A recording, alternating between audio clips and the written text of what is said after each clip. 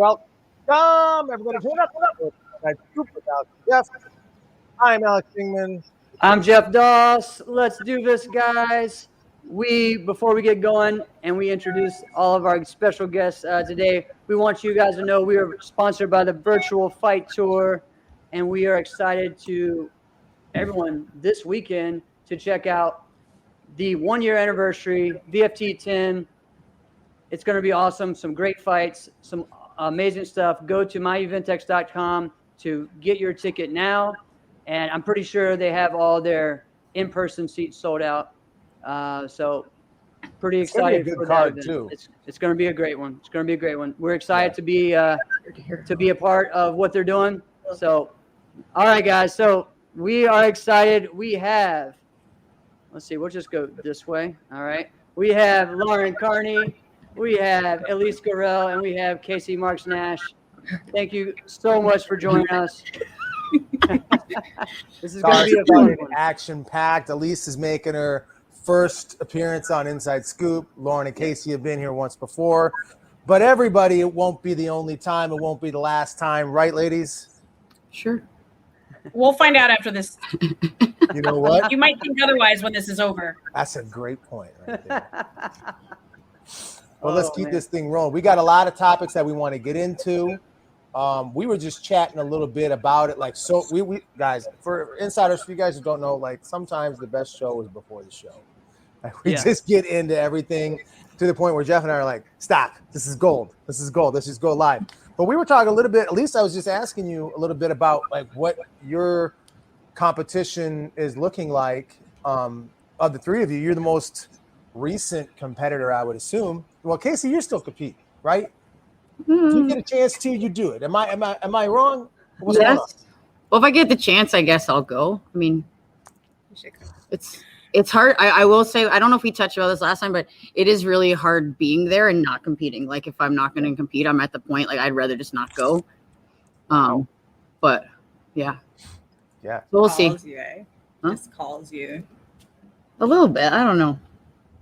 I guess it's hard to sit on the sidelines. But. Does it bother you watching the field of competition, feeling like I would whoop them?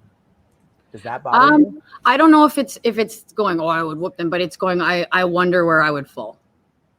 And I think there's that little bit of competitive where you go, you kind of just want to know a little bit. It's like you hate wondering. Like, let me just find out. Yeah. Oh, I get it. You have lots to give to the sport, so thanks. Yeah. All right, Elyse, answer that question. We kind of What was the question? Sorry. Well, like, what's your competition looking like? Like, we were chatting a little bit about that. I know that you were saying like, all right, once this opens up, I want to get back. I want to win the Irish Open again because you did win the Irish Open. Not like. I didn't say I wanted to win. Obviously, I think everyone wants to win. I said I wanted to go. Yeah. I just like going, and I think, we have a fantastic pool of women fighters over there. And I think it's just amazing. I get so many good fights. We have amazing women competitors here, but I love it that they all go into one place during one time of the year. Yeah. And then the pool is really fantastic. It's on that topic. It really is probably the last time that we've really seen deep, just pure women teams, 3 women team fighting. And there's just lots of teams and a lot of events that we'll go to, whether it be Canada or the States. There's just not enough of them that are doing that. So I agree with your sentiment about the pool of women that are there and the competition level. Yeah, it's definitely exciting. It's definitely exciting. All right, so again, we got all kinds of stuff we're going to get into.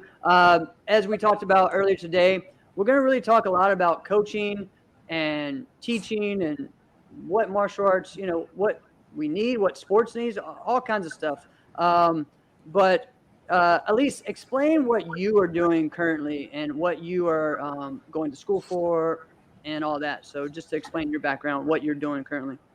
Currently for professional wise, I'm in school, I'm going for my PhD, studying for applied health sciences, but that also I've been studying sports psychology since 2015. So I work with athletes in their mental game, my undergraduate background is sport management, so I have all that going on too. And then now I'm working on my thesis, which is looking at social media and how it affects athletes and coaches. But also I've learned a lot of like sports sociology, sport history, like there's all that good stuff too, but it all kind of is incorporated into one. And that's what we're kind of looking at today. Love it. Awesome. This is pretty dope. What? Yeah. Well, there was so much that like you just had to like unpack there for what that is, and all of it is so interesting. I really want to hear more about it, which we're going to get into today. I'm assuming, yes. I think so. Yeah, as much as we can. Talk about how to make candy. I can eat it. And I'm good at that. Oh my God. All right. So let's get into our first thing about just coaches in sport karate. Let's see, the first kind of question I'd say would be how are people picking coaches, right? How are athletes picking coaches? And I guess really we have to kind of go into context, what level we're talking about. Yeah. Are we talking about junior black belts? We're talking about underbelts. We're talking about adults. Let's just kind of get into it and what you want to talk about first. Well, I think Lauren and I have had the conversation quite extensively over the last few years about the differences between what people view as an instructor and a coach. And a lot of people use the word coach sometimes maybe in not the right context. And in my opinion, I think there's a difference. I know Lauren is a lot more versed in her views on the separation. When you look at whether or not you have a coach or an instructor or a trainer, they have much different roles. And a lot of times I feel in sports, we try to lump all those tasks onto one person. And sometimes that's where the athlete doesn't necessarily benefit because they're not getting the best of each of those. They're getting somebody that's trying to wear all the hats. Mm-hmm. Yeah. And I mean, many of us do that as school owners anyway. So then you add that into our sport and you're adding a whole nother hat into it as well, or sometimes three. Yeah. Well, Lauren, what would you say is the divide between the two, or three, if you're going to put three in there? So, like you said, we've already had this, you and I have had this conversation a lot. I personally think that there's your instructor, which is your typical everyday. In my opinion, they're probably the most important person because they should be the person that are really stressing the foundation of what it is that our sport is built on. So if you aren't going to somebody regularly, that's an instructor of some kind, whether it's class or even if it's training with someone online who can at least address those foundational things, that kind of creates a little bit of a problem, which goes into something that I think one of Elyse's podcasts really sort of emphasized some. And then you have your trainer, and your trainer is really designed to maybe be, in my opinion, your choreographer. They're the people that maybe are the ones that are creating your forms. They're the ones that are helping you to kind of pick music or hey, let's learn these forms because you're running this form right now, but this is the next step because you're going to need something down the line. And then you have your coach who's really kind of making the ultimate decisions of what you need to be doing right now, what you need to be working on. Maybe they're at least knowledgeable about like, hey, I see an imbalance in muscles because there's not enough of that in our sport. And Right. One of the things I absolutely loved about, actually, I loved the entire series of podcasts that Elyse has put out there. Casey was laughing at me because I listened to the whole thing last weekend. I was like one after the next. He's like, dude, you got to check out episode 6. I was like, you got to check out episode 9. This is great. That's awesome. And I think it's a really interesting thing because there's so many people that are popping up that are doing exercise physiology or kinesiology degrees, but they're not applying any of it in our sport. Bingo. So Yep. we see a lot of this stuff where it's like, wow, we see these kids that are doing stuff that's phenomenal, and you're like, but you can't do a push-up without like Right. correctly. Like, how is it that you're good Right. at bow? Yeah. And you know, like I don't know. I go back to when I was a little kid and I was working with Casey at like 12. And by the time I was 14, I had traps that felt like they were Goldbergs. They were just huge. And now I look at these kids and I'm like, Hey, don't make fun of wrestling, okay? No. Casey knows what I'm talking about. It's like the muscular development of like, hey, that coach person should be looking at you from a much broader, like a 30,000 feet up and going, I'm not the guy to do this.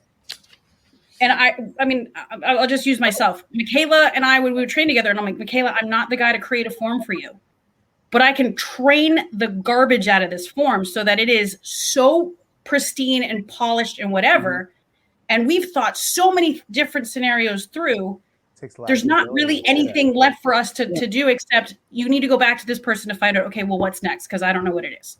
Go talk to Rudy. Go talk to Stephen Rennie. Go talk to these people because I ain't it. But go talk to them, because then come back and I'll talk to them and we'll figure out where do we sit in this space. Yeah, and I think that goes to your point of, are you picking the right coach? And I think then you have to know, again, where you're dividing those responsibilities. I think we kind of agreed earlier in one of our other conversations that the coach has a major role when it comes to strategy. Yeah. As far as how you're going to attack the event. And based on what you're just saying, that the trainer is going to get you in shape and the instructor is going to teach you and they all overlap. And I think that personally, I'm finding some of the kids that we're working with are missing one or more than one of those elements on a regular basis. Well, yeah, that's why you look at like football, they have a strength and conditioning coach. Exactly. They have a trainer, they have an offensive coach, they have they have all those different things that work on different things. And so and they're all experts in their field. Exactly. And so that's a step that we are behind on other sports. And maybe that's a part that we haven't even looked at.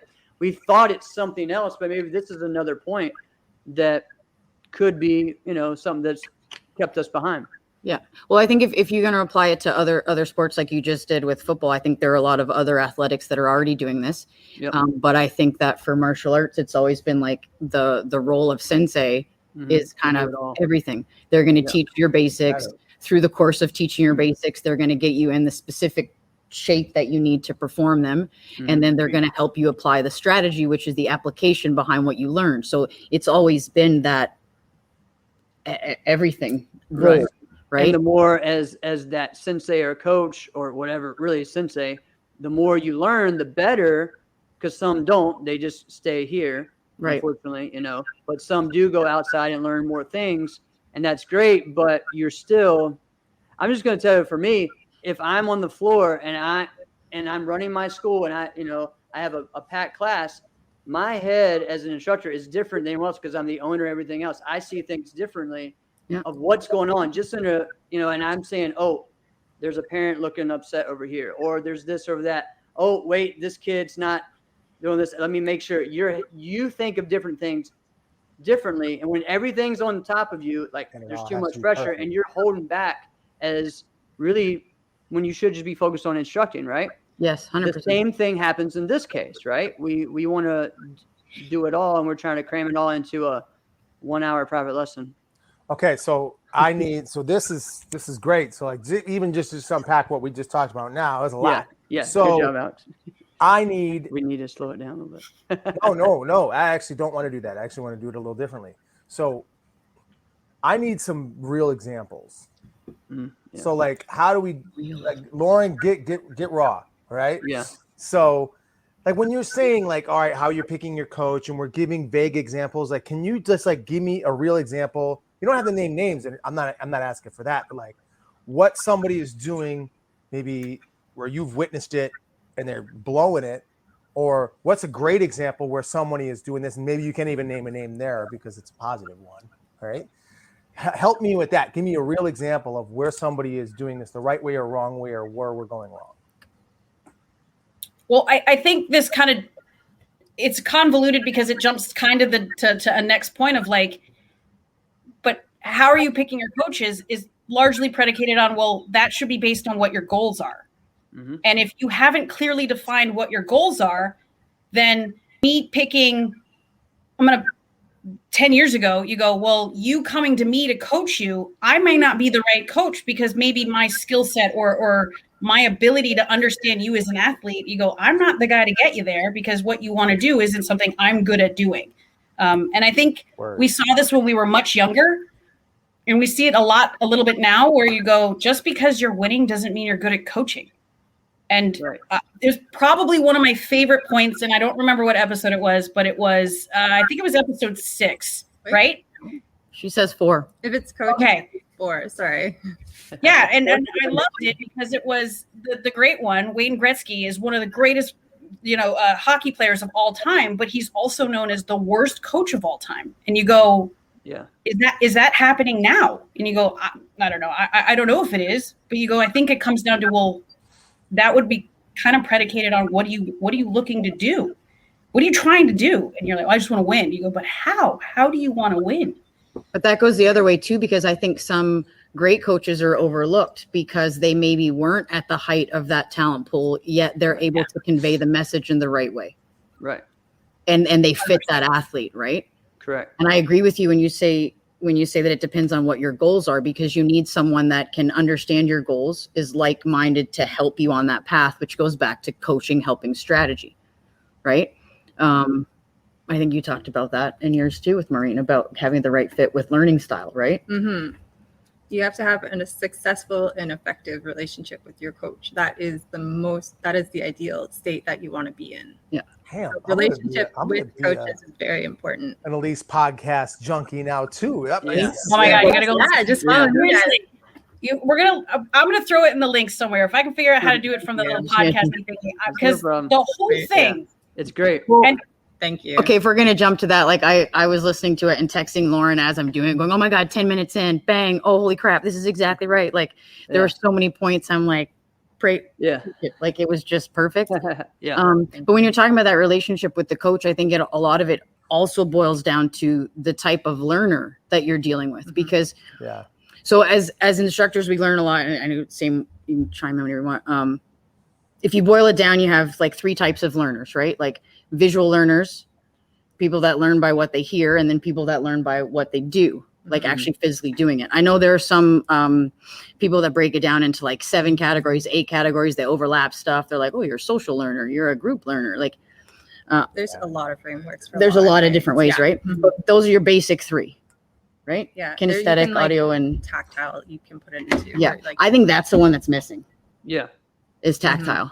And I think we were talking about the other day, I think with the pandemic, I think we're going to see even more, and this is not just karate, this is across the board, of young kids that are missing out on a lot of that tactile learning because it's being removed because of concern. But then you go to sport and you go like, how do I teach someone athletics without a tactile component?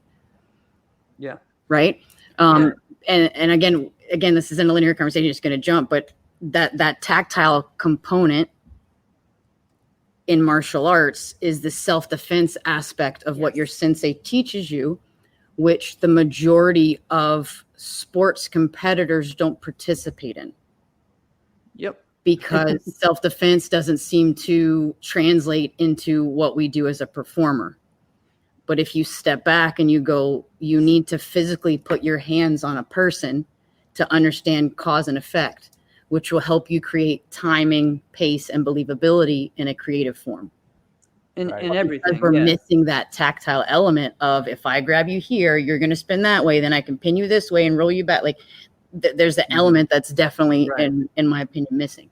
Yeah. What's sad is that there's so many competitors that stopped going to class and just did private lessons or just did their tournament class. Yeah. And especially when it comes to forms. Because that's what they enjoyed.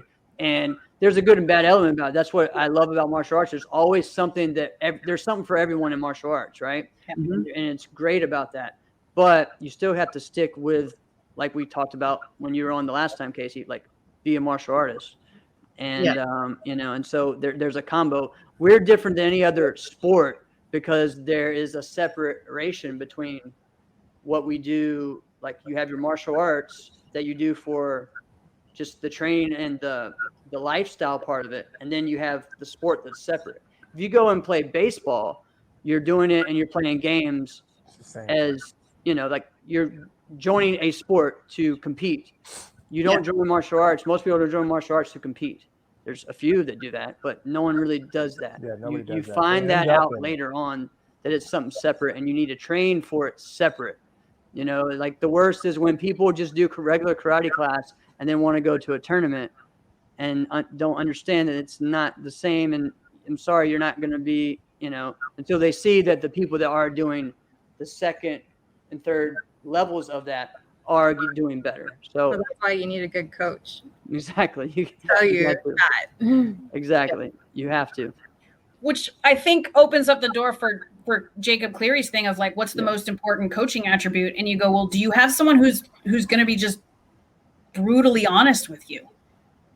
Right. Like, But that person, Really oh, you hit it. That might not be the best learning style for them. Like You like just- things we were trying to like you have you guys are talking about. You have fighters that respond to being yelled at, right? I have kids that respond to being yelled at, but then I have other kids that, you have to kick their parent out. Yeah.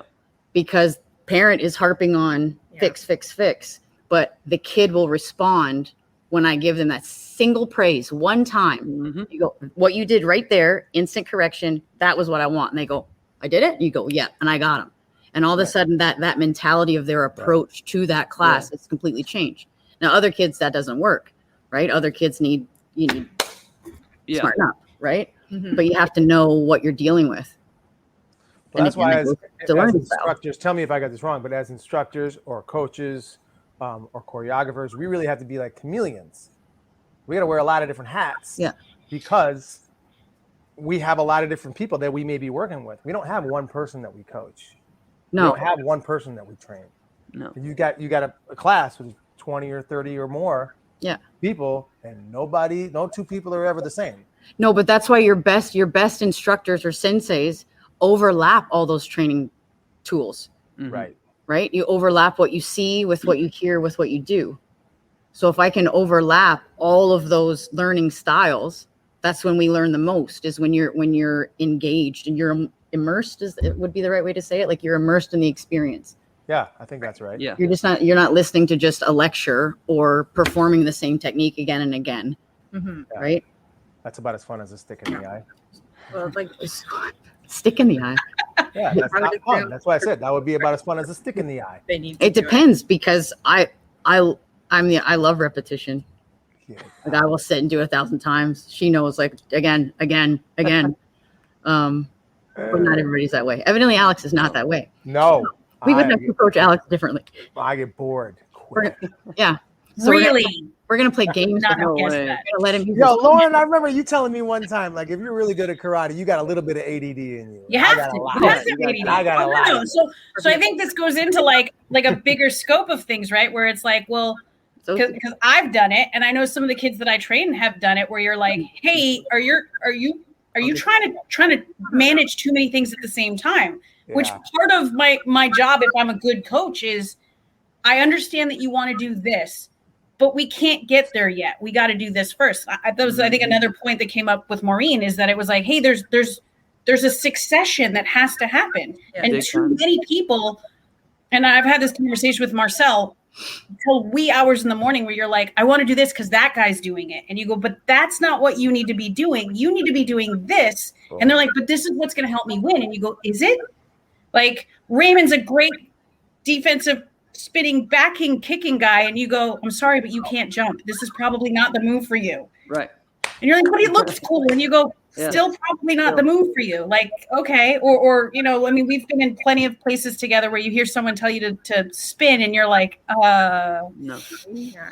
Now you got to know your person, though. Yeah. And that's kind of goes back to what you were talking about before. So, but are you listening to the coach? Or do you assume because the coach is now refuting what you're saying, well, they don't know what they're talking about either? Let's move on to someone else. I does, don't think is that coach giving you great advice? Because do they know that person right there? Where Maybe. like exactly what you just mentioned, Lauren, like spinning back kick would be ideal in that scenario. If your Not for player that can person. do it. I don't Bingo. think that Yeah, kids if are you're being given opportunities to explore their movement, to figure out what they're good at. They Right. see the top fighter and they're like, so like if we're using Ray, oh, he's really good at spinning, but kids, especially like they want to get to point A as fast as they can at this point. But if they're not familiar with their capabilities and what they can do, then obviously they're going to think that they can do it until, they try it or It becomes a negative it experience. becomes a negative Right. experience. Yeah. So they need more opportunities to explore their movement instead of being like, sometimes curriculum is not great in that in that way because it kind of puts people in a box and doesn't let you explore what you can do. Right. And that's what we need. We need people like, you know, it might look stupid, but maybe you need to try it and see if it's effective or not. Right. That I think that circles back to the topic you guys brought up the other day with the generational gap with technology. Yeah.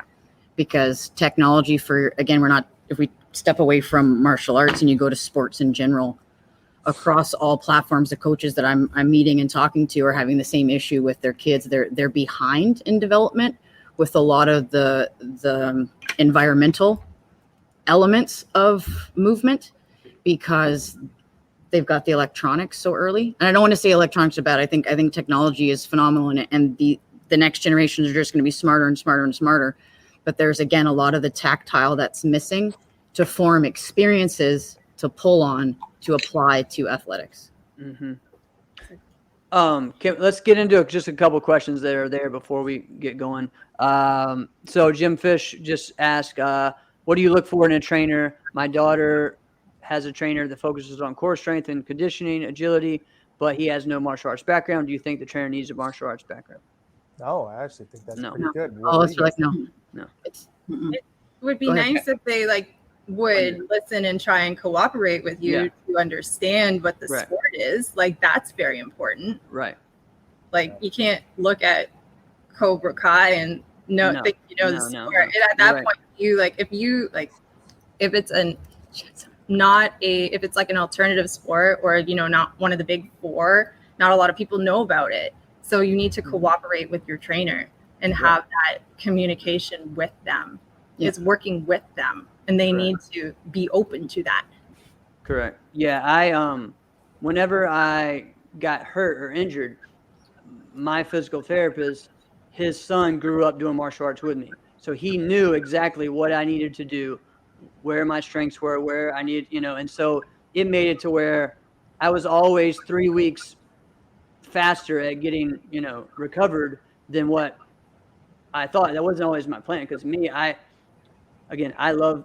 like going to physical therapy because I get someone to actually coach me and train me and stuff. So I don't really always have that as someone who is a coach and a trainer, and, you know, it's always tough, you know, so having someone to coach you is important. And I'm sure we'll get into that too, because we as adults or as head coaches and stuff, we think, all right, well, my time of doing that's done. And, you know, no, you still need a coach as well as an adult, not just as a kid or a trainer, you know. Well, I think this brings up an interesting point, because I'm reading Jim's comments on the side, and I go, as someone who has a background in exercise science, right? And it's like, okay, well, I studied the body for 4 years, and what we do is predominantly linear in motion. It's always moving in pretty much the same planes. We tend to get overuse injuries. So to have someone who's not from our background sometimes can really help you, because you're like, hey, did you know that your groin muscles, which is really like your abductors, your adductors, aren't firing because you don't ever use them, because you're always going straight forward or straight back. And you would need somebody that has a movement. I love the way that Maureen put it, is like a background in movement to really be able to dissect that in a person. But then that goes back to this idea of, well, is there a standard, whether it's a trainer or a coach or whatever, to be able to say, well, how do I know that the person I'm going to knows what they're talking about other than their own resume of success? Right. In our sport, I don't know. Who else have they trained? And you go, well, they've trained this person and this person. You go, well, then they must know what they're talking about. You go, but this goes back to your SMART goals of, but what are you trying to do? Are you just trying to win, or are you trying to become this all-encompassing person/athlete that happens to win, but also doesn't get injured every 5 seconds doing it? Yeah. Which there's plenty of those on the circuit, because they just, as my dear friend Vinny likes to say, they just yeet it. And they're like, yeet? And you're like, what? They're like, yeah, I hope I don't die. And you're like, what? Wait, what is that? Like, just go, like, just throw it. You just chuck it. You're like, all right, here we go. Yeah. And you're like. But I think that goes back to, does the trainer need to know martial arts? No, they need to know movement. And if you can get someone, your trainer, to get you in shape, so that now your instructor can focus on proper mechanics, proper positioning of the elbow, proper body alignment, when to snap your hips now that you're strong enough to do it.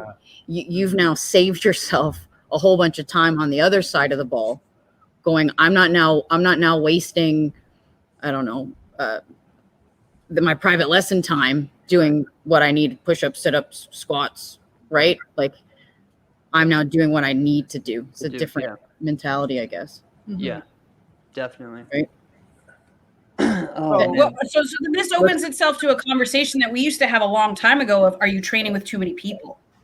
Yeah. And you go, well, in the martial arts world, now you go, well, but I'm working with this person for this, and I'm working with this person for that, and I'm working with this person for this. And you're like, you're working with 8 people? Why? Well, okay, so I 100% get that point. But I think sometimes it's not necessarily how many people you're working with. It's whether or not the people you're working with are aware that you're working with the other people. Yeah. And are those coaches on the same wavelength? Can they work together? Yeah. Well, Because go ahead. Yeah, no, and that's a great point you're bringing up, because like it's good to build a team, like as an athlete, like athlete orientation here, it's good to build a team around your success, right? Your goals. So who can I get to help me towards that goal? And you see this with, like, you know, if you want to go to track and field with the heptathlon, which I always nerd out on, they have like 5 coaches. And they Wait, what sport did you just it's say? not She nerds out. What is that sport that you just said? heptathlon. What is It's that? not in track. So that's a women's specific sport. That's 7 events, and it's like 200 I've meter. never heard of this. Really? Look it up. It's It was in great. the Olympics. Yeah. Yeah.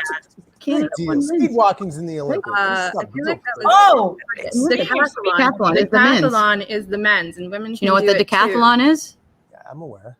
Is it the same thing, or what is it? It's similar. There's different events. Anyways, there's like, so the decathlon is like 10 events. Heptathlon is 7 events. I think they're trying to change it so women do decathlon in the next Olympics, which would be really cool. Yep. Because there's really no reason why they can't. Right. Anyways, It's the mile hurdle. they have like Oh, 7 coaches. Well, he's gonna list it. See, he knows. Mike knows. Amazing. Yeah. Mike's helping me out. Thank you. Micah's a track star. His Mhm. daughter's a track Yeah. star. Track is so cool. Anyway, you're saying they have multiple coaches. They have multiple coaches, but they also have multiple events. And like, you can't expect your jumping coach to help you with your sprints. Correct. Really. Yeah. So, or, you know, you need to do shot put. Like shot put, totally different movement than what you need to do for high jump. So you need more coaches if you, like, you know, Yeah. Yeah. if That you're takes on a that. lot on the athlete, though. The athlete has to be able to really compartmentalize, like, a Build your lot. team. Yeah. So, well, that actually goes really well with a very good example. Casey, I don't know if you remember this. This is like, okay, it's probably 20 years ago. Probably not. I get hit in the head a lot. Me So too. there was this kid, and we were hanging out with the Doglishes. So we're at the Doglishes. Okay. Yeah. And there was this kid in Minnesota. His name was Alex Newt, right? I remember that name. Right. And as I was there, we went and hung out, like, oh, you're in town, let's hang out, yada, yada. And you're like, yeah, I have to go train with him and his batonist. And I'm like, his what? And you were saying, yeah, we're going to go train. I think you said it was like 10 hours straight or 12 hours straight. It was something ridiculous. And so I laughed because I thought you were joking, but you weren't. And this is what I remember you telling me that you were going to train him, and his like batonist, like his baton twirlist, was going to be there too, and you had to coach them how to coach him. And I remember thinking that was the most ridiculous thing I've ever heard. Okay, so I have done that with several kids, and it goes back to the fact that coaches need to cooperate together. So if you've got somebody like a baton coach who is number one in what they do and moves it in a different way, well, now they need to know, like you just said, what our goals are. So I need this kid to be able to do X, Y, Z. And now they know, right? Like they know which direction, instead of going, well, there are 20 elements that we're going to do with baton, but he only needs to know these specific 4. Well, now we've had that conversation and the athlete gets the benefit of that, if that makes sense. Normally I don't do it with baton instructors, but normally like going in to do to do seminars and stuff, I always tell the people that I come in with that it's smart for them to separate their classes by ability level. And then at the end, give me an hour with your instructors, because this is only going to help your students if your instructors also have enough of a handle on it to be able to carry on with what they've covered. Correct. Right. And I always find that that's a big benefit, because it gives both sides, like my side and their side, credibility when you're both saying the same thing. Mm-hmm. But I'm going to jump backwards before I forget, because I will forget. When we talk about like multiple coaches working together, and I think there needs to be more dialogue between coaches. And I think it's a lot easier in other sports, because other sports don't have the same history that comes along with martial arts. Right. And a lot of times with a specific style, whether you're training in Goju, Shorin-ryu, Isshin-ryu, Taekwondo, the different genres of each one, because they're spinoffs, right? They have their own history that goes with the elements of what they teach. And I feel like that's why a lot of very traditional instructors blanket their athletes, and they say, no, they need to stay with me because we have a very specific goal. And I've encountered a lot of athletes over the years that have been shunned by their home school because they chose to train with other people. Right. And there was a time there where there were a lot of athletes. I don't know if Alex ran into this at all, but where like you kind of hid the fact that you were training with so-and-so from your sensei because you didn't want to get in trouble. Did you guys ever have that issue? I mean, I've seen it many times. Yeah. I've seen it. I've never had an issue like that. I've seen it, but those were for issues because like we don't like that guy. That guy's dead to us, that kind of thing. That guy's dead to it. Yeah. Yeah. Right. Yeah. Don't ever speak his name. Yeah, but nothing ever like that. Really? I've but I know what you're talking about. I know that it's happened with other people. Yeah. Yeah. I've seen it a lot. But and another thing is what we're talking about. I mean, let's look at in the NBL days when people are doing multiple divisions, right? And let's just say the North Cuts, because people always like, why do they have 10 instructors? Well, they're doing 15 divisions and they need someone. I'm sorry, the person that does Kempo is probably not going to teach them Korean as well and be very effective. So there is that, people thought they were crazy for doing that, but it was obviously beneficial for them to be successful at each one, and actually, to their credit, look like each style the way it was supposed to be done, and they went and got correct people for those. 100%, because each style comes with its own philosophy. Correct. Right? Like it's almost like its own subject in school. They have different principles that they're applying through movement, even though they're all moving with a different goal, right?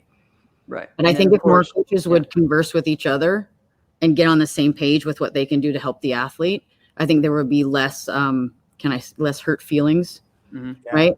And the kid benefits. Yeah, right? It is like you have to reflect, who am I doing this for? Is it for myself as an instructor, or is it because I want to see my athlete progress? Yes. Right. And I've had kids where it changes my role, because now like with a specific student, I don't know if you guys remember Max. Max was, case in point, Max was training with Keith for a while. And for some reason, they didn't want to share that information.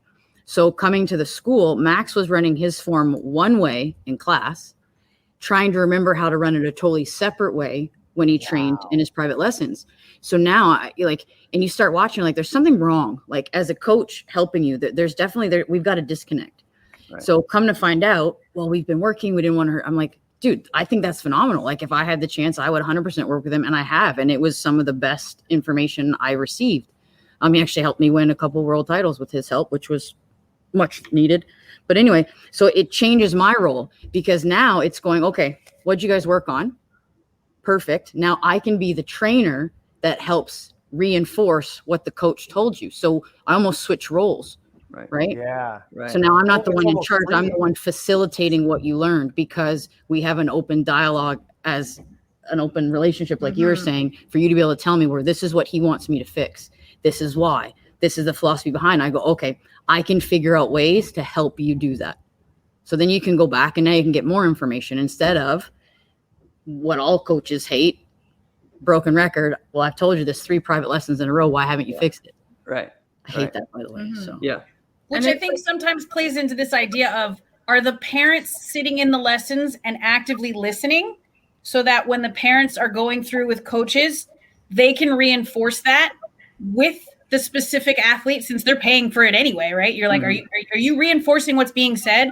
Or are you like, I don't know what they tell you? Or in some cases, are they negating it? Right. the negating part is the worst. How do you really feel? I don't know if you guys. I feel like I'm the only one talking. No. No, but you bring in great stuff. Yeah, you bring up great stuff, Case. We have a lot of you could put all 3 of us working with the same athlete, and we're going to see the progression in a slightly different way because each one of us brings a slightly different skill set. So Lauren may say it's more important for me to get their feet in the right position, and I may say it's more important to get their weight in the right position, and you may say it's more important to get their hips in the right position. All 3 need to happen. Right. But it's just a different approach to the order, right? Well, a lot of times a parent has a different order in mind for what they feel needs to happen. And then that creates a little bit of a problem for the coach's side because we're not all on the same page. I think parents are learning at the same time Yeah. now. Mm-hmm. Parents don't understand and they're learning. So, I mean, it's hard. And as a parent, it's hard to kind of like, relinquish control a little bit and let. And they have different goals too sometimes, as well. So, I mean, they may have a goal that they think, but they're not really telling you, and then you and the kid have kind of talked through some goals, and then, but you and the parent need to have that conversation. It needs to be a team effort. Well, and again, like I said, we're talking about context here as well. Like, are we talking about, it's completely different of a new person just starting to learn sport karate and get into there. And, when the parent is asking in their third tournament, well, are they going to be able to win with this one or this one? And I'm like, listen, I'm not even there yet. Like, let's focus on developing them to get used to this and how it even feels to compete. It takes a lot longer than 2 or 3 tournaments to be successful, and that's not even my goal, really. If they're a yellow belt, orange belt, green belt, and I think some schools have made it have a system of, all right, this is the type of form you do, and you're going to win everything, and you're going to be the best yellow belt of all time, and that's great. But a lot of times they don't stick with the sport because they're just doing the same thing, and they're so focused on, well, I won everything at this point, So that comes back to the goal setting, right? Yep. So I want you guys to touch on that a little bit more, because I feel like without that, what are we talking about? Right? So what are some great, what would you suggest as a great way to set your goals? What are some examples? Make them smart. That is true. You explain it. No, go. We all do it. Like, Casey has a great point. Make them smart, which is specific, measurable. You can switch it. I like using adjustable, but it can also be achievable. Yeah, attainable. How do you spell smart? Realistic or relevant and time bound, which is very important. Yes, got it. And then I like combining that with so outcome goals, performance goals, process goals. So process goals are the ones you need to focus on because they're your building blocks. And then your performance goals, you use those as measurement goals. So seeing if the process is working, and then your outcome goal is like the ultimate thing that you want to achieve. So for instance, if I wanted to go to the Irish Open, that is my outcome goal, right?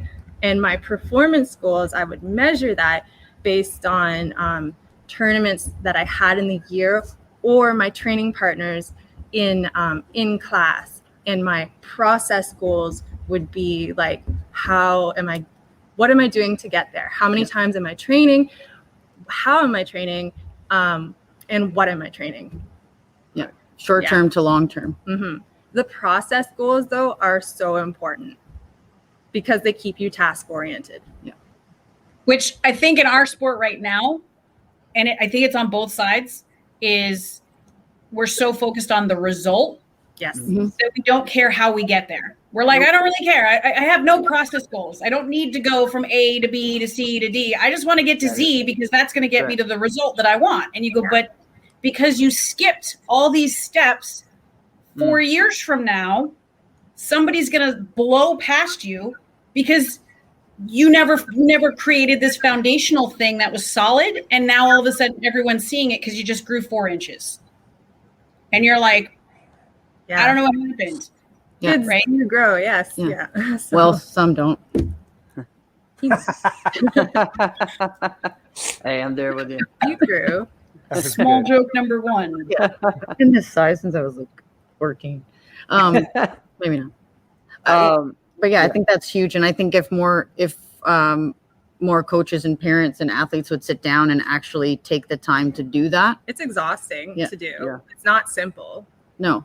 But especially like you were talking, like in a pandemic where a lot of those things have been taken away, you need to be able to adapt and readdress, okay, well, how can I put goals for you, right? Like, What are some creative solutions that I can use to measure your progress? Yeah.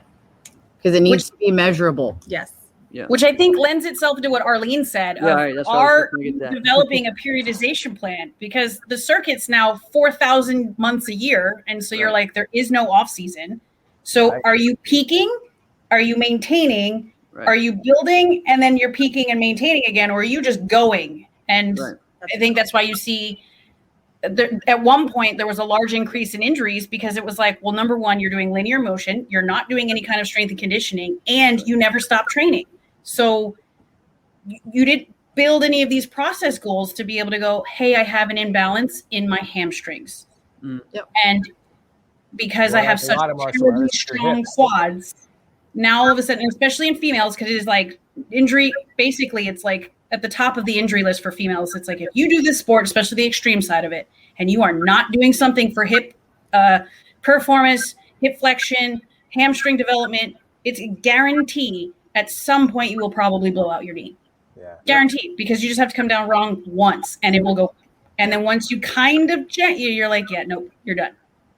So it's a really, to me, I think that's an interesting point because I think it's so often overlooked, which then goes back to the whole, but does the coach realize, and are they conveying that to the athlete, the parent, the instructor, the trainer, the everything else? This is the why behind all these steps. So yes, you might lose for a little bit, and that's okay because the goal should not be the result. The goal should be the process. Right. Tough pill to swallow for some It people. kind of all develops in because then it's like, well, do you want to win right now or do you want to win do you want people to remember you in 5 years or do you just want to win right now and no one's going to care? Do you want to be the best 14-year-old in the world, or do you want to actually be a world champion? Right? Would that be a great way to put that? Yeah. Because who the heck cares? Who the heck knows who the best 14-year-old in the world is? I've never known. You know why? Because it doesn't matter. Yeah, but at the same time, you go like, is that measurable because of all the different ways you could look at it? Yeah. Yeah, So I think exactly. for kids, I shouldn't say kids, for anyone, the measurable part of those SMART goals is key. And time bound. Yeah. Yeah, and you got to give yourself a deadline. Yeah. Yep. Yeah, let's not even Got just to. say kids, Big because time. really, in my mid-20s, I wasn't doing this. No, but So, it. Well, I mean, I can comfortably say about some of our Paul Mitchell athletes right now that it's like, okay, so what are you doing this for? And they're like, and you're like, so if you're having a hard time defining what you're doing this for and you're training people, that kind of creates a problem because then you don't really know, like what your process is. Correct. So you can't be creating it for somebody else. That seems conflict of interest. Yeah. Yeah. But at the same time, if you go back to the benefits of sport for people in general, and I know like our slogan is teaching life skills through martial arts. If I can teach you as an athlete how to set SMART goals and the way that it works, in theory, as an adult growing up through life, you can apply those same principles to your finances, right? To all different facets of your life to say, okay, now I know the formula. So take the formula and apply it, right? and you Right. get more like that's. I think that's why like people talk about sports is great, but there's so much that sport can offer us. Especially for those tactile movers. Yeah. Yeah. And from Aesthetic. just from goal setting Yeah. and dealing with conflict, which again, you cannot continue to remove conflict from sport because that is a huge part of it. Like oh God, we're going to get on. Everyone is a winner is not helpful. Right. Oh. I will stop there. Yeah. No, well, no, you don't need to, because that's Jeff and I have been saying that a lot. I mean, I ragged on the Diamonds about that. And we just talked about the last one that they had, and I'm like, there were so many grand champions that are any of these grand. Right.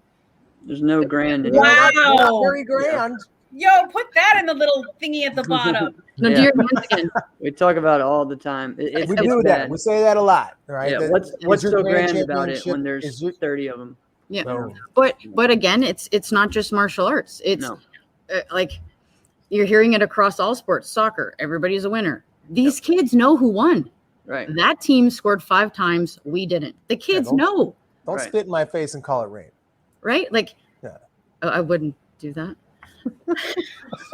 So you just It's gotta the get used same, to some of those Casey, crazy it's the things.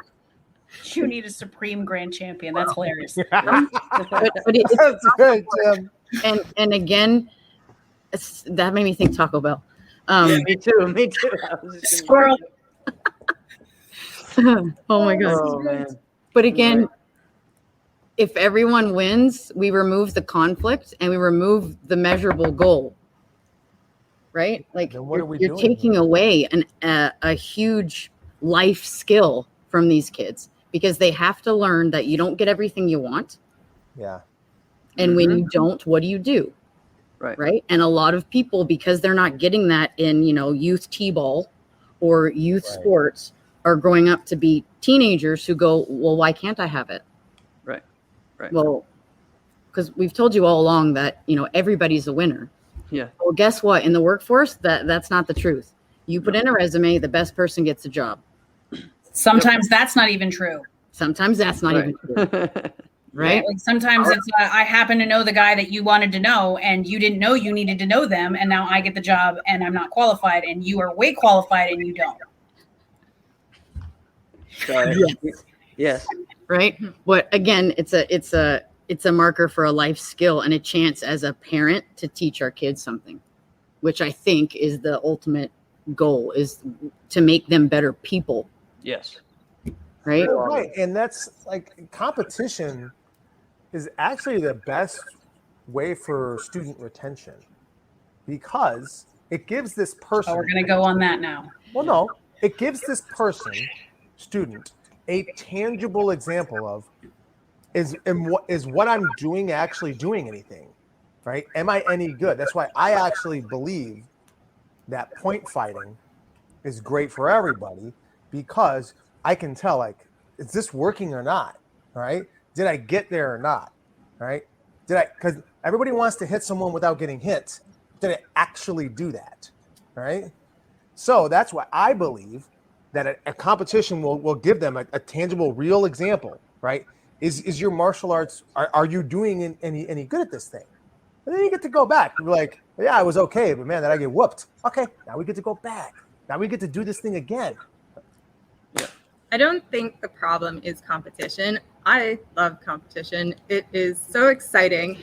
But the problem is when people are compared to people who are out of their level. So if you're just starting out, and this is for all sports, this isn't just for, we tend to compare ourselves to people who are similar to our skill set or skill ability. If we either use the ones that are so far out of reach as role models, or if you're compared to them, it actually decreases your motivation, so you don't want to do it anymore.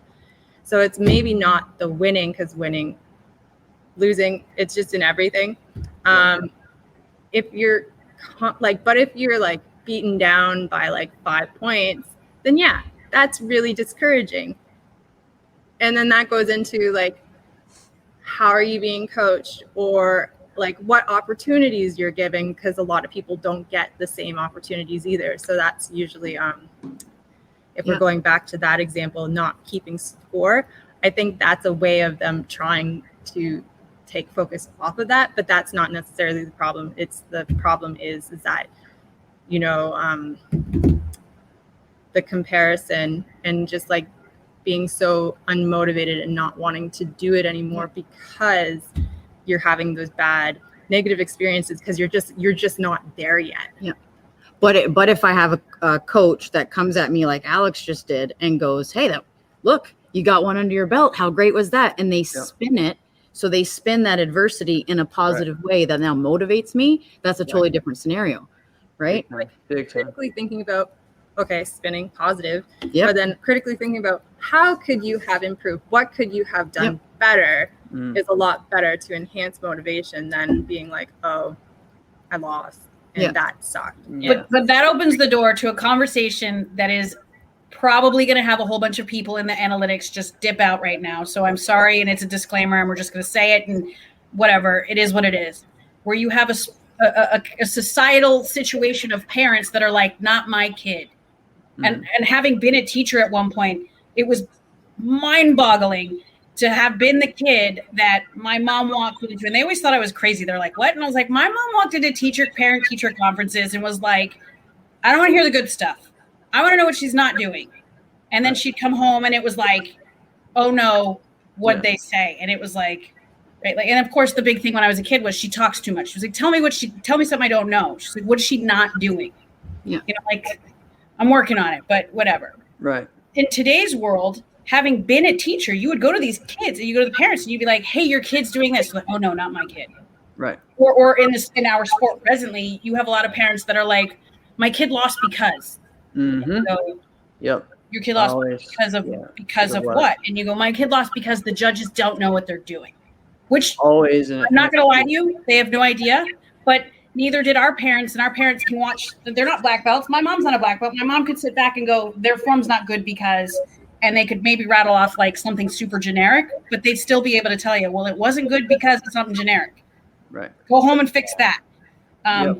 And there's so much of that now where you're like, well, it isn't something because, and it's not my fault. And you go, but, you know, and I think there's a big part of this that's an accountability thing where you go, okay, but that's where the adjusting goes to your SMART goals of when you didn't hit the measurable, did you adjust or did you make up some excuse as to why it didn't happen? And that's where your collaborative scheme of people comes in of, okay, was this the problem? Or are you trying to skew it so you don't feel bad about yourself? Which I think is the biggest thing that I found. We were talking about before we all started this. And what I found most compelling about some of Elyse's podcasts was that whole mentality side of it where you go, we're not talking about that in our sport and we need to start talking about it. Because there is a psychological part to this that we're only just starting to tap into as a society, unspecific to sport, that has to start being discussed. Because we keep making excuses for why we're not, myself included. I'm probably at the top of that list of like, well, I'm not because, and I have a reason why, and it's such a dumb reason. Right. But it's very much this is entirely on me. And when you come to that introspective point as an adult, it's one thing. As a kid, you got to have somebody guiding you because you don't think it's your fault ever. So if you have someone who's an adult reinforcing, it's not your fault, honey. You lost because they just don't like you, or whatever the story is today. You go, or it's you lost because you just didn't do your job of convincing the 3, 5, 7 people that are sitting in front of you that I'm better than the other 5, 6 people that I had to compete after me, right? Or whatever. Yeah, you know, and especially in a subjective sport like we do, you go, I don't know. It's always a but. There's no standards, but it's pretty standard. They're looking for power, speed, intensity, and performance. If you can do those 4 things better than everybody else, then ta-da, you win. Right. Yes. But I think I love Lauren, man. I know. But I think a lot of it comes back to one of the, if we're gonna go old, like the whole, like it takes a village to raise a child, right? Like it takes that, and I think society has lost that village mentality. So, I mean, if only one person can be a winner, and you don't want, and everyone else can go F themselves, then that's not a great mentality to go by. And a lot of people preach that. It's like, you know, you got to be a winner. Like no one else can like beat you and whatever. And then it's just you and everyone else can just deal with it, that's not a great way for a society to function. It's not even fun. That's a lot of individuals trying to compete against each other. Yeah. But yeah, I agree with that. Yeah. I'm not saying No, you no, no. shouldn't be like trying to No. I get what you're saying, though. I 100% get what you're saying. Yeah. Because there's a sportsmanship aspect that gets lost in that mentality. Right. Mhm. And the fact that like we're all, if we're, you want to bring everybody up. You know what I mean? Like Right. do I want to win every division? Yes, but I don't want to win every division because everyone else that showed up was crappy. Exactly. That's not fun, No. right? Right, Alex? Yes. Right? You don't want Yes. exactly. Then it makes it mean something. But I think with the village to raise a child goes back to the support team you have between your parents, your coaches, your instructors, your teachers, all telling you the same thing. And my uncle calls it the tiny voice, which is funny because the last time I was home, we were talking about different things with my own kids, and he goes, you know, Casey, that's what's missing is that tiny voice. Nobody uses it anymore. And I said, oh, Kevin, I don't know what the heck you're talking about. And he goes, do you remember when you were a kid and you would make a mistake and you'd have that tiny voice reminding you? And I was like, what do you mean? And he goes, you were little and you would say something and your mom would say, please. And you would say, please, right? You would and they'd say, thank you. And you would say, thank you. You had that instant correction from parents, grandparents, teachers, right? They were that tiny voice correcting your behavior, right? I think that goes to that whole foundation that we create to push our kids as people in the right direction. And that's what I mean by we've lost that community vibe because there's not a lot of people jumping in to support. It's a lot of individuals, right? And maybe that's, I don't know if that goes back to technology and social media and the disconnect between people in general. But if we want to succeed and we want our next generation, I think we need to be a more cohesive team to help these kids forward. So as a parent, I want to know what's happening with my kids' coaches so I can repeat what they're saying, right? And I want the coaches to know what my mentality is with my kid. And I want to have that conversation of this is how my kid learns and this is where I'm having issues. And we have to be saying the same thing. And I know you guys with family stuff, like it's the same as a family dynamic. If I say it, I need to know that Trevor's going to back me up and say the same thing. Because you can't have your kids pitting both parents against each other. Oh, because they will. Yeah. Exactly. But it's also happening in sport because my coach said I don't have to. And he said that a punch is supposed to be this way. And you're telling me I don't want to do it. Right? Mom said this and you said that. Well, I'm going to pick. Deuces. They're doing the same thing, right? So again, we all have to communicate, work together towards the same goals that are smart and are measurable and actually get us somewhere. And I just I'll get off my soapbox. I think those are great points. And I actually had very good. A question earlier where it's like, do you think it strengthens your relationship with your athlete if you are more transparent? And I think it does. Yes. Yeah, definitely. It goes back to what Maureen said at the end of your interview. The 4 statements she said. I couldn't repeat all of them, but it's like, I need help. I don't understand. I wrote them down. I don't understand. Did you write them down? I did write them down. Why? Because I have a mentor crush on this Look at lady. this. They're ready for ESPN, guys. She I was is wrong. Amazing. Yeah. I'm sorry. I don't know, and I need help. But I think what your tiny voice concept, Casey, I think generationally was something that I don't know if it was all of our parents, but like I can remember losing at a tournament and kind of starting to get ready to throw a tantrum about something and being kind of like PO'd about it. And Joe Greenhall being the first person to go, what are you going to do about it? And it being like, what? And kind of throwing you back into a place of like, this ain't it. Yeah. You can't sit here and be like, rah, rah, rah. And he was like, no, what are you going to do about it? And I was like, what? He's like, you're going to go home, you're going to work harder. You figure out what you did wrong and you're going to come back and you're going to do it better. And it was like, okay, yeah. And that's what would happen. And then, or it would be my mom, or it would be my dad, or it would be you, or whatever. It was like, it was somebody who sat there and said, okay, what are you going to do about it? Yep. You're going to go home. You're going to figure out, you're going to work harder. But that opens this conversation too, to go, are they going home and figuring it out? Or are they waiting for the coach, instructor, trainer, parent, whoever to go, okay, tell me what to do, and then I'll do it. Mhm. Because that is something that is also coming out of a lot of these kids of like, just tell me what to do and I'll do it. Correct. And you're like, but Yeah. I don't want to be the one that wants this for you. I don't need to be back there playing remote control. You're not a robot that I can go, and you go do this and do that, and I feel like there's a lot of that people think that the coaches should do, especially in kids in sparring and forms. It's like, tell me exactly what to do right now. Well, you kind of have to figure it out on your own. Or I'm not really coaching you to be a competitor. I'm just coaching you to be whatever I want you to be, which, that's great, but it's not, what does it really do? Like that doesn't help you get your goal. It doesn't help you be your own person, your own martial artist, your own competitor. And that's the art side of martial arts. Exactly. Right? Which is being an artist, which is an individual. Yes. It's huge. And that's part of the issue we see in creative forms now, and why we say there's so many replicas and everyone looks the same because of that. So now I love what you guys are talking about are they coming back? What are they doing? Like Lauren, you gave the example when Joe checks you, like, what are you going to do about it?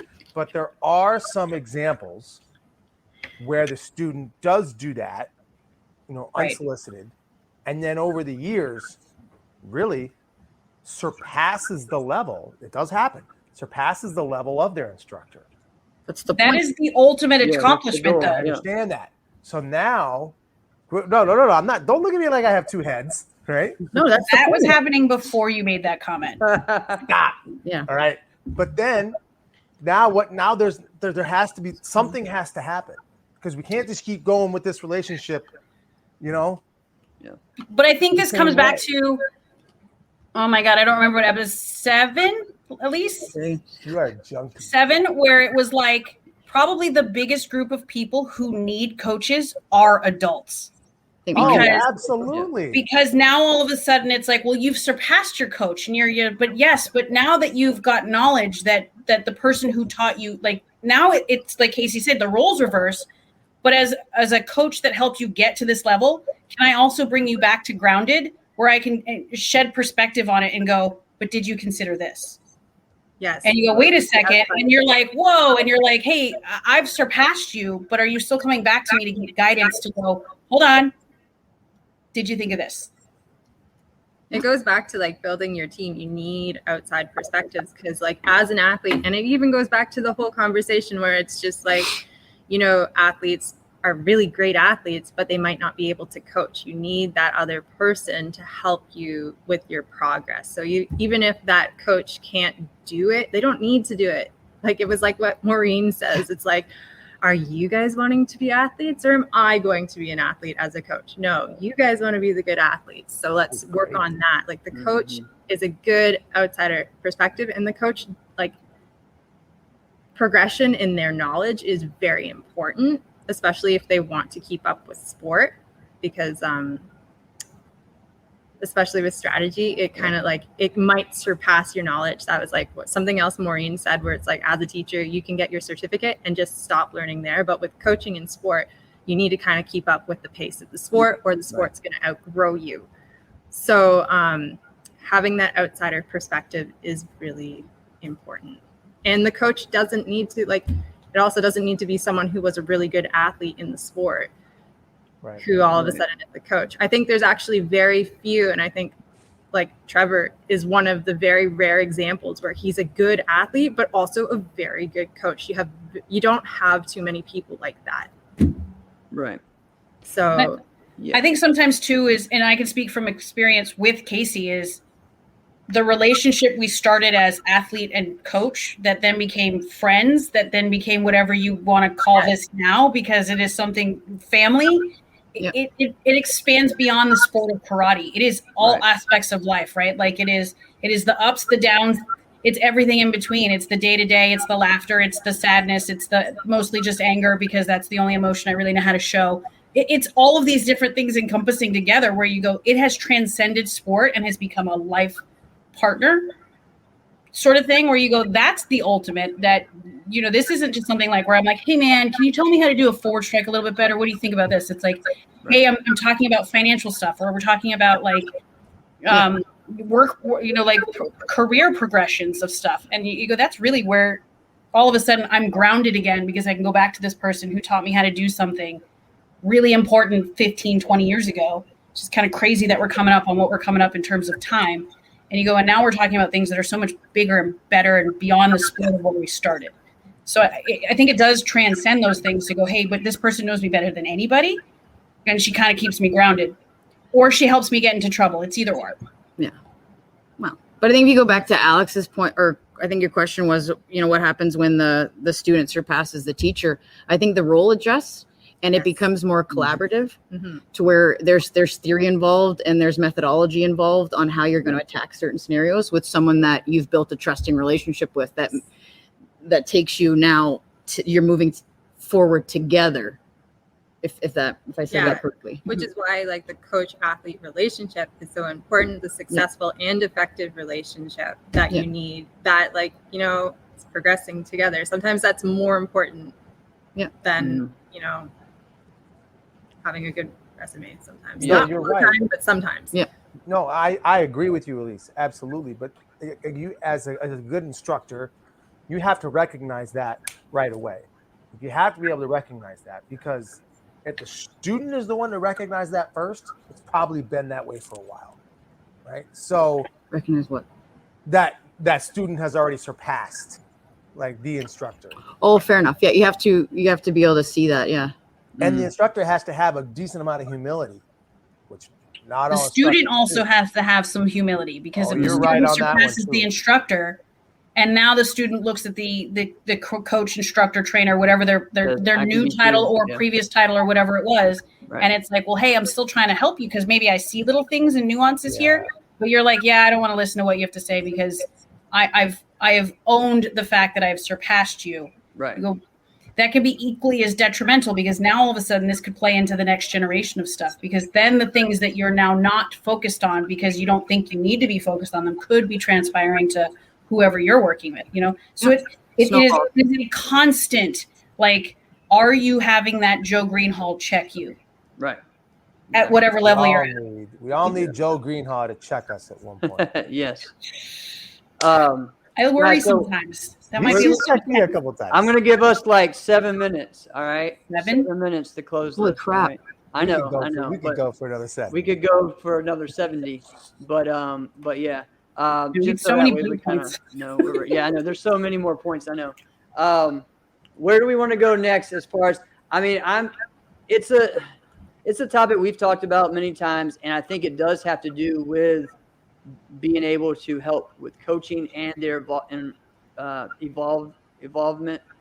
of a competitor or whatever is the relative scoring. All right, so I think that's a good one to maybe end on. I know it has to do. It's not going to happen in 7 minutes. No, I know it's not. I know. And whatever. This will be the last one we focus on. But again, relative scoring to me is something that, I just think it's hindered the growth of our forms competitors so much. Some people have said that it's been great because it's helped the running of our tournaments, but it hasn't helped at what the cost? actual.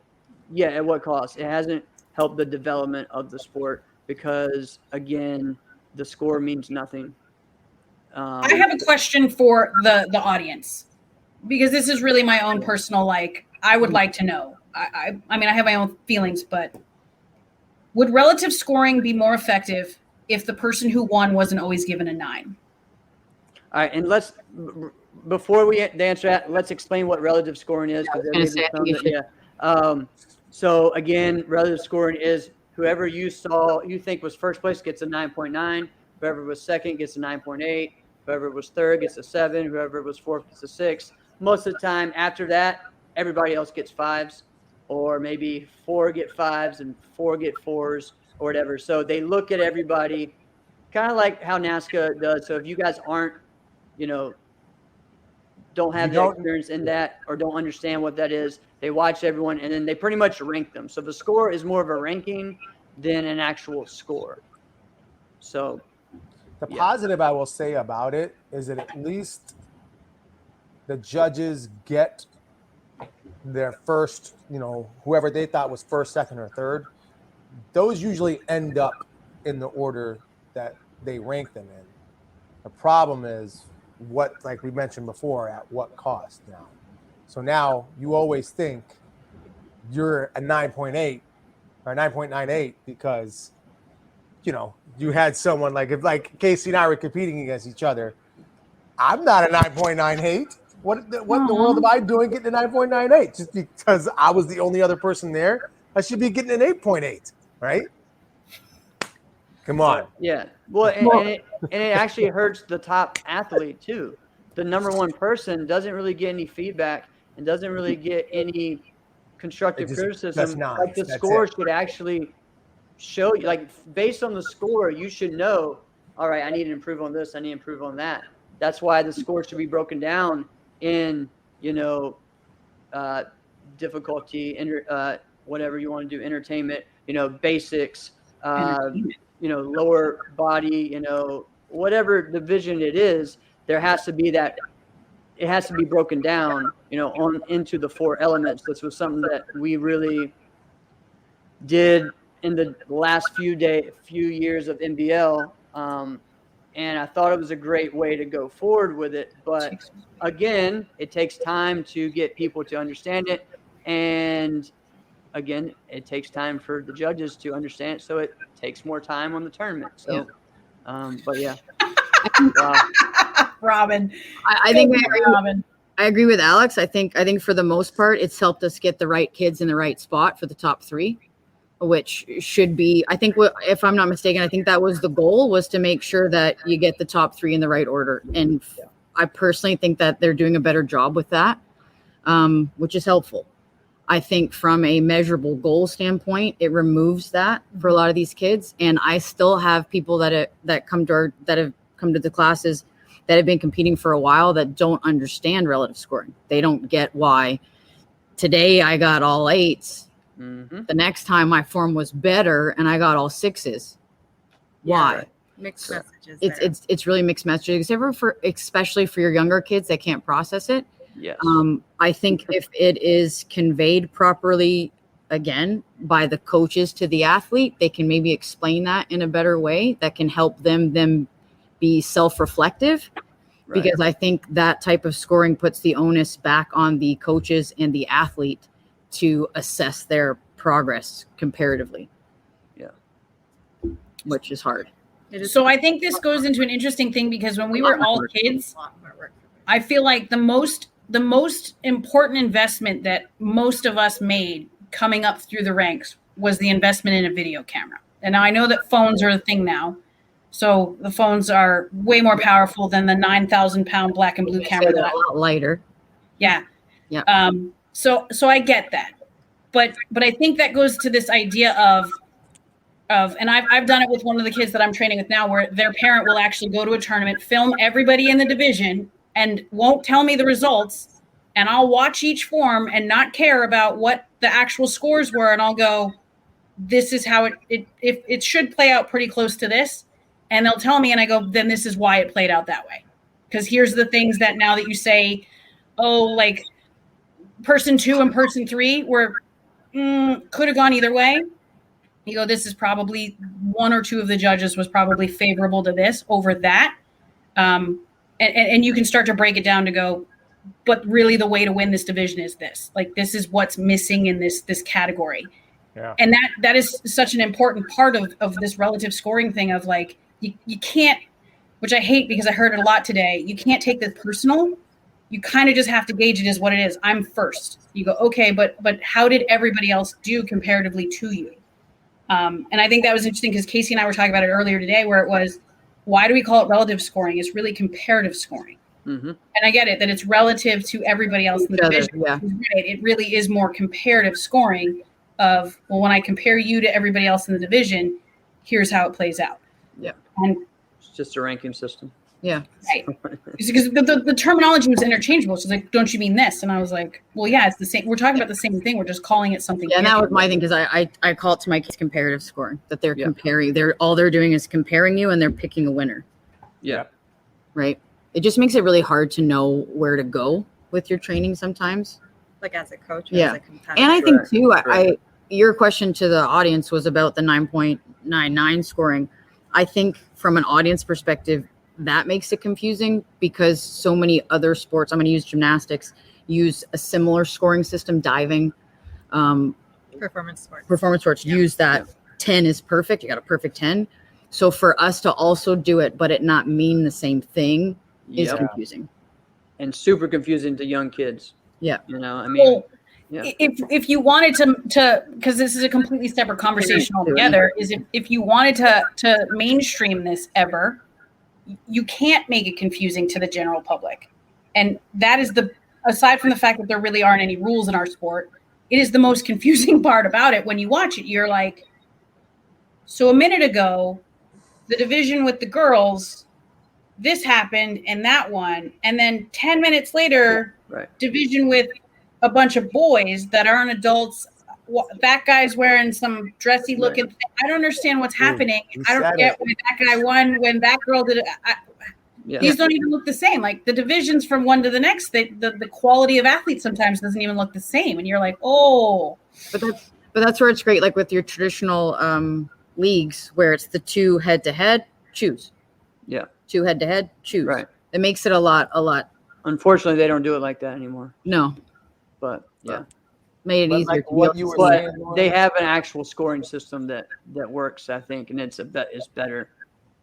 But there's still some confusion to that because I was watching the Olympics and there were points where I was like, well, no, I know. Yeah. But again, it's stuff that we all have to get used to and figure out how to navigate, right? Which is what you were saying about staying with the evolution of where your sport's going. Mm-hmm. Mm-hmm. But yeah, I think for your common child athlete, I think it's really hard to measure if they're doing any better. It depends on the level. Too. Which depends on the level. I guess. So then I guess it comes down to this conversation that I had with somebody over the weekend where you're like, because from a physiological standpoint, up until a certain age, there's really not that big of a difference. Is one way to kind of level the playing field is to put genders back together. Because once upon a time, that was the thing besides the scores that was pushing you, is you're like, I have these people who physiologically, especially as a female, you're like, I physiologically will never be the same as the average male that is the same age, same height, and everything as I am. It's never going to happen. He's going to beat me every day. However, there are the exceptions. And the other thing is there's the intrinsic motivation of, but I want to beat them so bad that I will will this to happen as more than they will want it to happen for themselves. So you go, well, is that something that needs to happen? Do we need to look at the deconstruction of some of these divisions to put, quantitative talent back into a ring so that there is more of a challenge for some of these guys, girls, etc. Yeah, but I don't think that addresses the concern with the relative scoring. Well, no. You're just now I should step back. Do I think that a female athlete benefits from comparing herself to all other athletes? Yes, I think we all do. I think that I would never have achieved what I feel I achieved if I hadn't been able to compete against the male competitors. I think for me, it made a huge difference. But I think if we're looking just at relative scoring, I don't think that that's going to help that scenario. I think it's a different type of conversation as far as goal setting goes, and the height with which you can achieve perfection or greatness. I think when we separated the two, I think both genders adjusted the bar a little bit, maybe.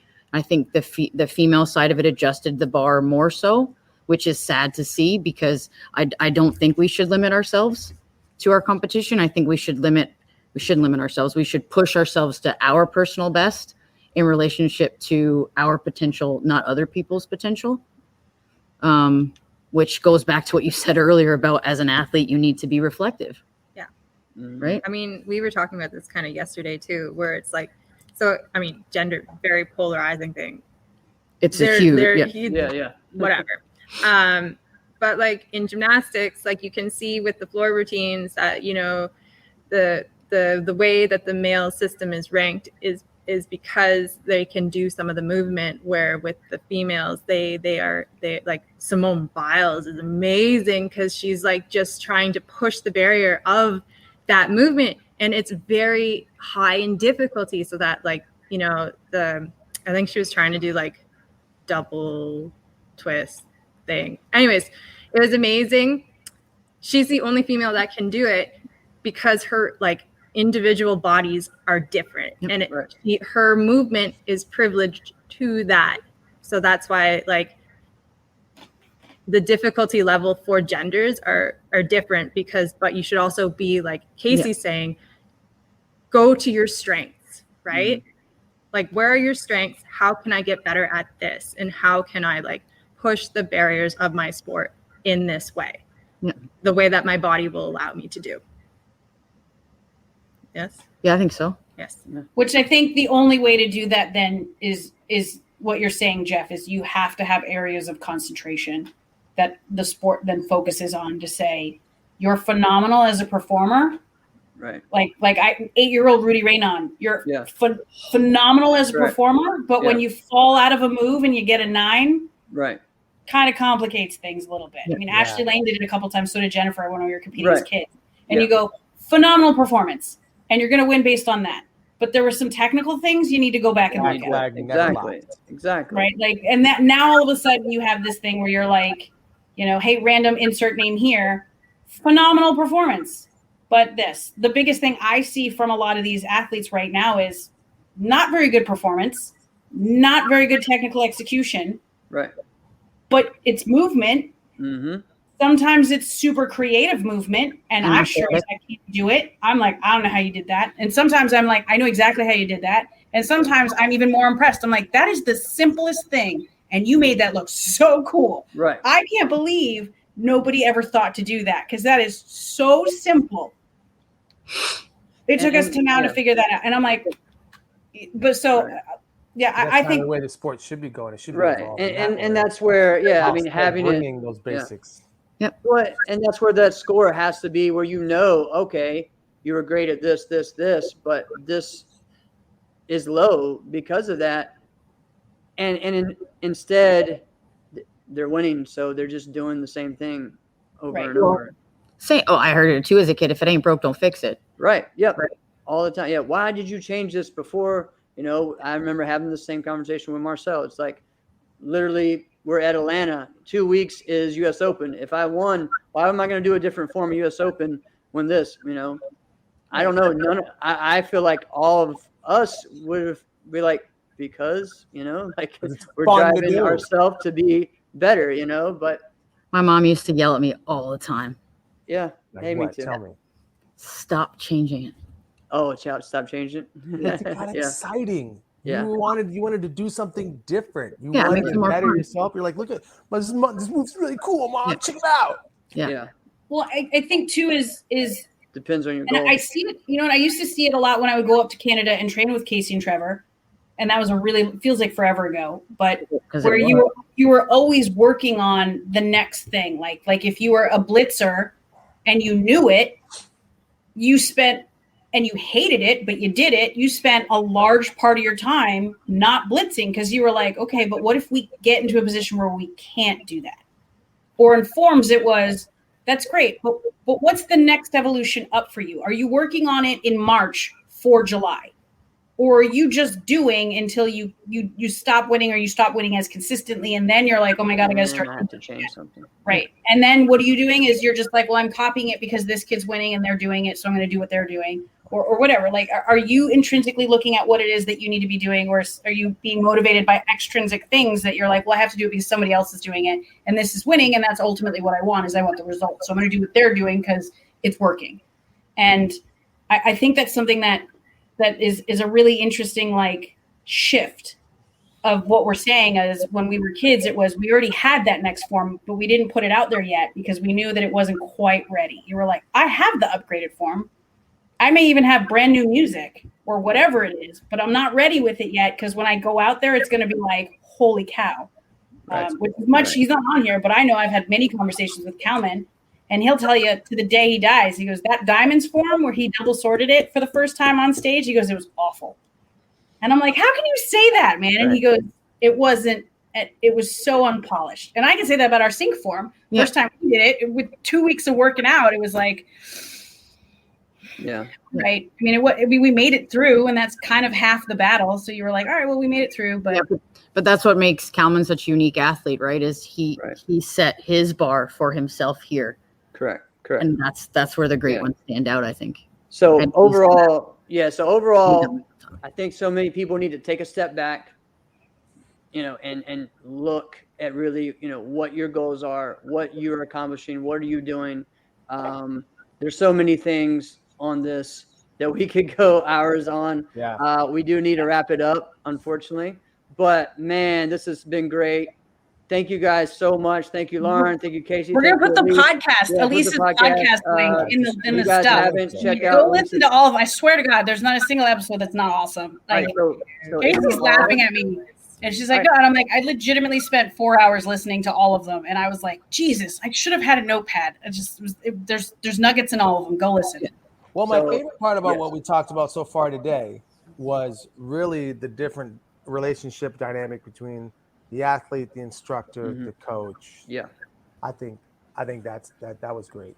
But actually, at least the way that you were bringing it up, like you have such a calming voice. Right? Yeah, that was the first thing when I listened to her podcast. Like, wow, okay, all right. It really would just really calm me down. Like if you just said, Alex, you really just said anything to me and then put it in a positive light, I would be like, oh yeah, of course I could do that. That's fantastic. But in reality, I'm more used to the way Lauren talks to me.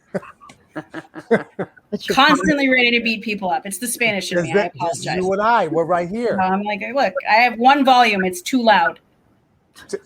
All right, so just so people know, Alicia's podcast is called Elise's Point. Just so people know, everyone just keeps getting. I'm gonna put guess what? Just look up Elise's Point. Yeah, it's there.